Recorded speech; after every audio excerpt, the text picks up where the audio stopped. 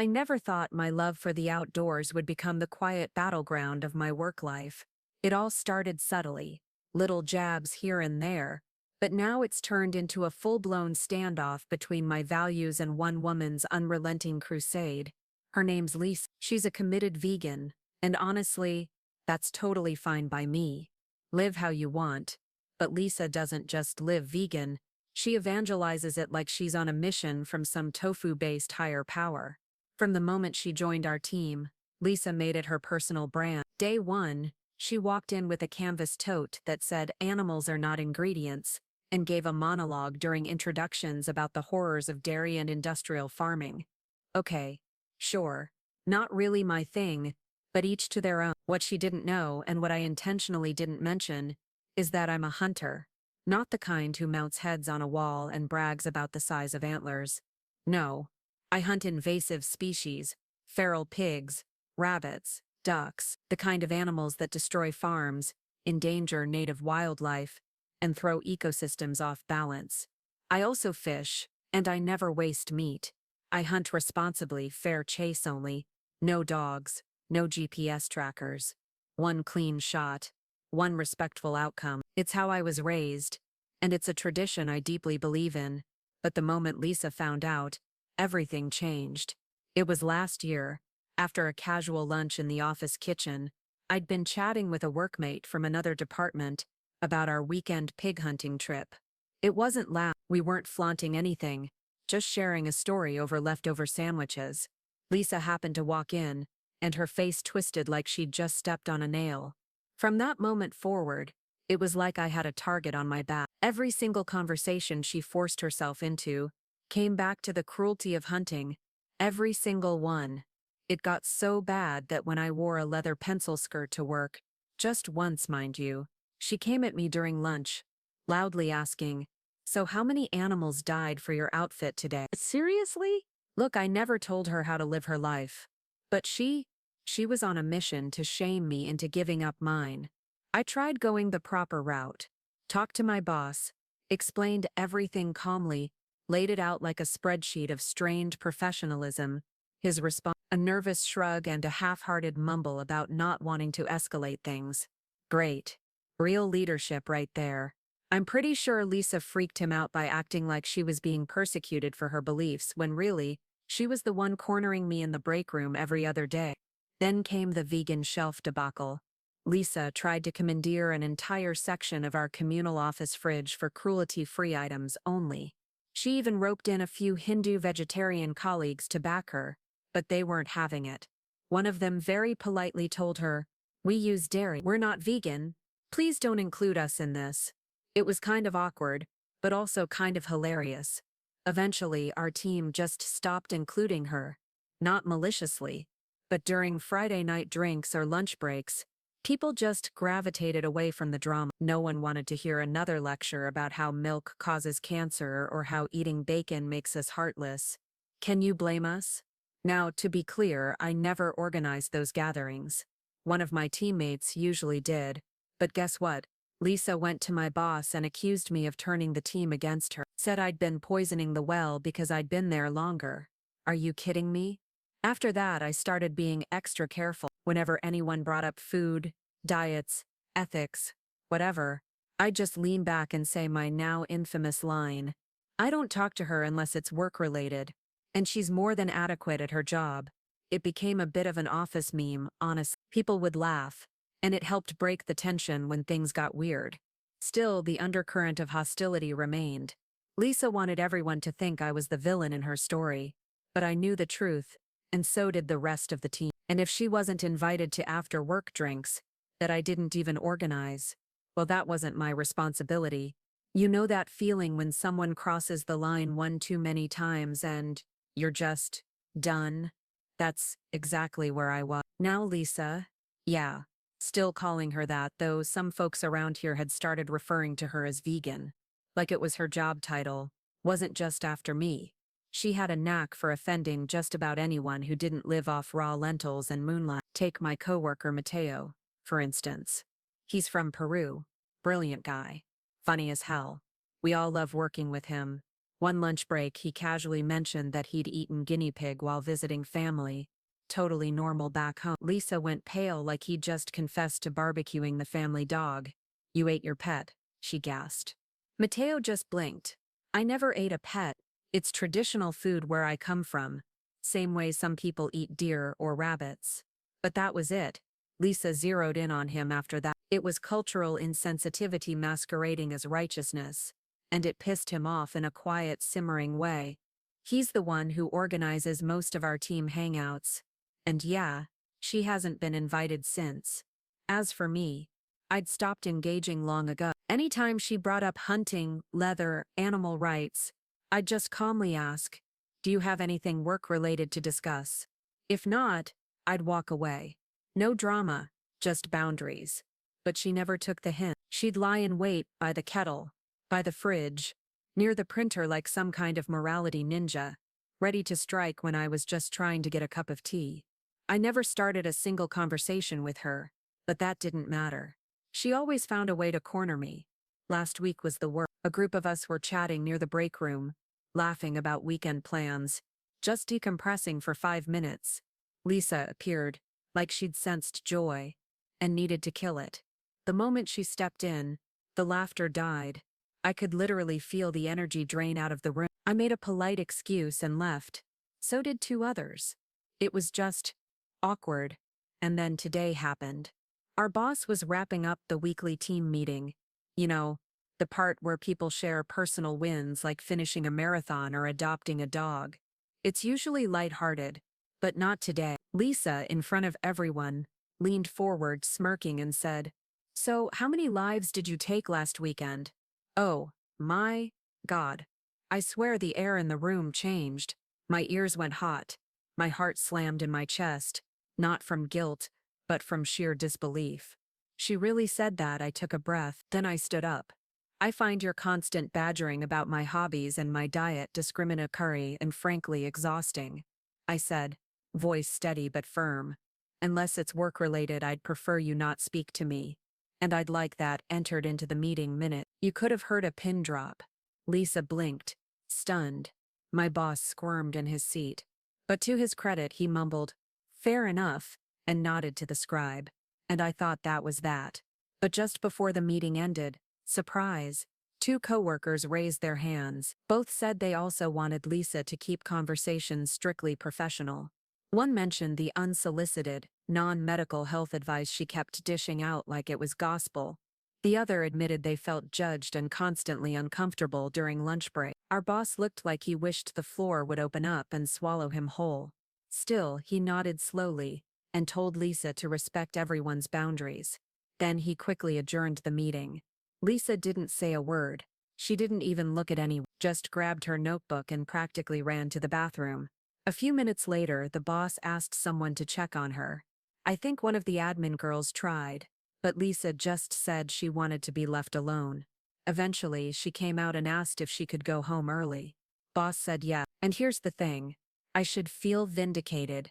I should feel like justice was served. But instead, I feel weird. I don't want her to be miserable.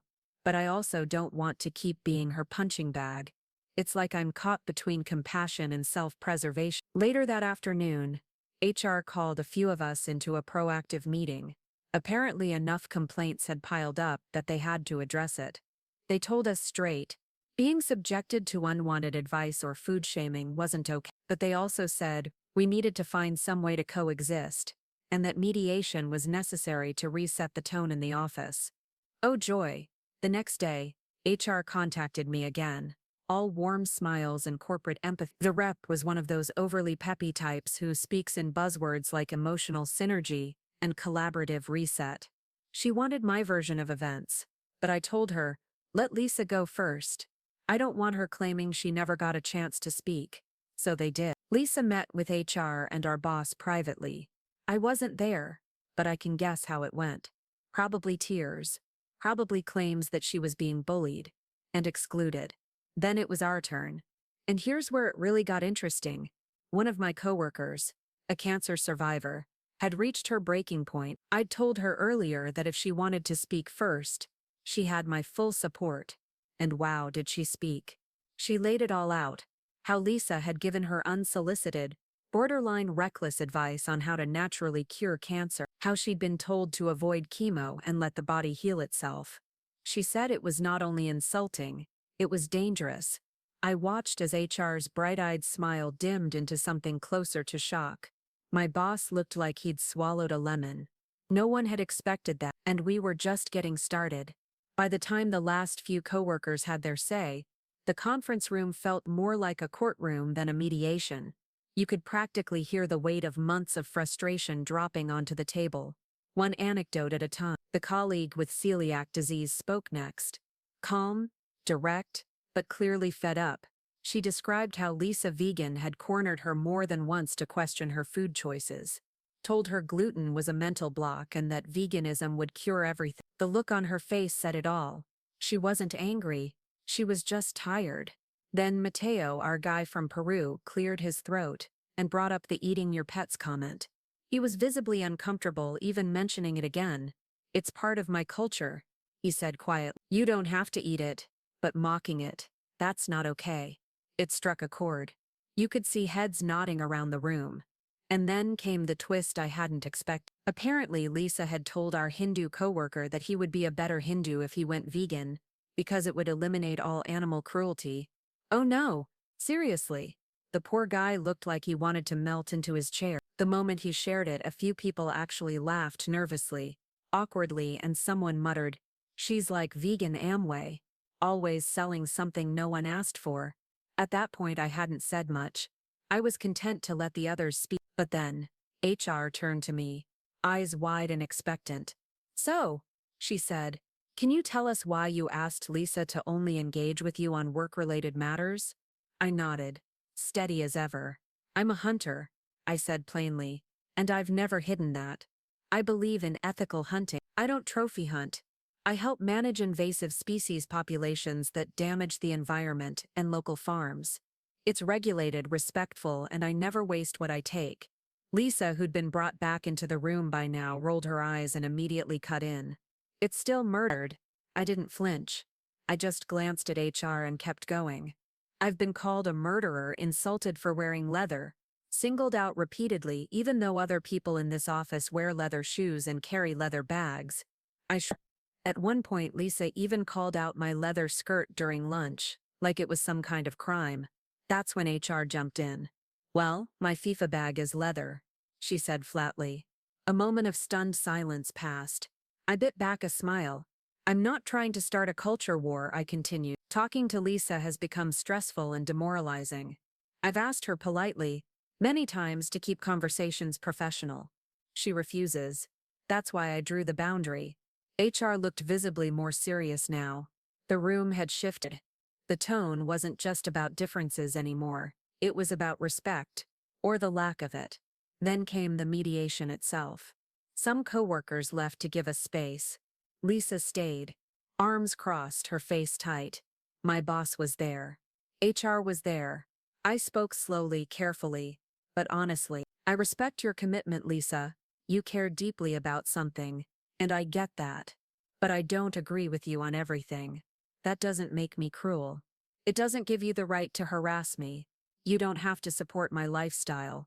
But you do have to respect my boundary." Lisa's voice was low and flat.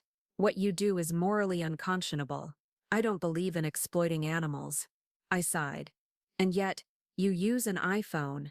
You wear clothes made through human exploitation. You love quinoa. Have you ever read what its popularity did to Bolivian farmers?" That hit something. She blinked. But I wasn't done. "We all care about different things. I care about conservation. I care about balance. I care about respecting life by taking responsibility for how I source my food. You care about animals. Great. But you don't get to weaponize that care to shame everyone else." Lisa stared at the table, then muttered, "It's still murder." HR had had enough. "Lisa, this isn't productive," she said sharply. "You're not showing a willingness to find middle ground here." I turned to her then. "And that's why there's no middle ground. That's why we have to be civil and keep it professional. We're here to do a job, not convert each other." HR nodded, as did my boss.